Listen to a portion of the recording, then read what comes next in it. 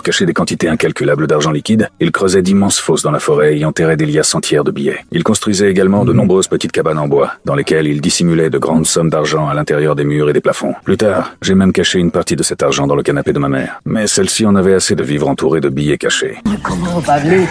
Comme les cachettes étaient devenues trop nombreuses, j'ai engagé un comptable dont la seule mission était de tenir un registre précis des emplacements où l'argent était dissimulé chaque jour. Je possédais tellement d'argent que je n'aurais jamais pu tout dépenser en plusieurs vies. Et tout cet argent m'appartenait. J'étais l'un des narcotrafiquants les plus célèbres et les plus redoutés de l'histoire. Pourtant, j'utilisais aussi cette fortune pour construire des écoles dans les quartiers pauvres. Et j'allais jusqu'à offrir $100 000 à chaque habitant de ma ville natale. Grâce à cela, j'ai gagné le soutien d'une grande partie de la population. Et j'ai même tenté de me lancer dans la politique en me présentant à la présidence de la Colombie. C'est l'histoire racontée dans la série Narcos, inspirée de faits réels. Au début, je faisais de la contrebande, principalement d'appareils électroménagers. Je soudoyais les policiers chargés des contrôles frontaliers, ce qui permettait à mes affaires de prospérer sans difficulté. Cependant, certains agents étaient particulièrement cupides. Ils acceptaient l'argent mais refusaient malgré tout de laisser passer la marchandise, espérant obtenir davantage. Face à ces hommes sans parole, je ne me mettais pas en colère. Au contraire, je m'approchais calmement de chacun d'eux et leur rappelais les noms de leurs proches ainsi que l'heure à laquelle leurs enfants sortaient de l'école. Je connaissais leur vie privée dans les moindres détails, parfois mieux qu'eux-mêmes. Pour protéger leur famille, ces policiers finissaient par céder et me laisser passer. Avec une telle audace, j'aurais déjà pu amasser une immense fortune rien qu'avec la contrebande. Mais un jour, un trafiquant surnommé Cafard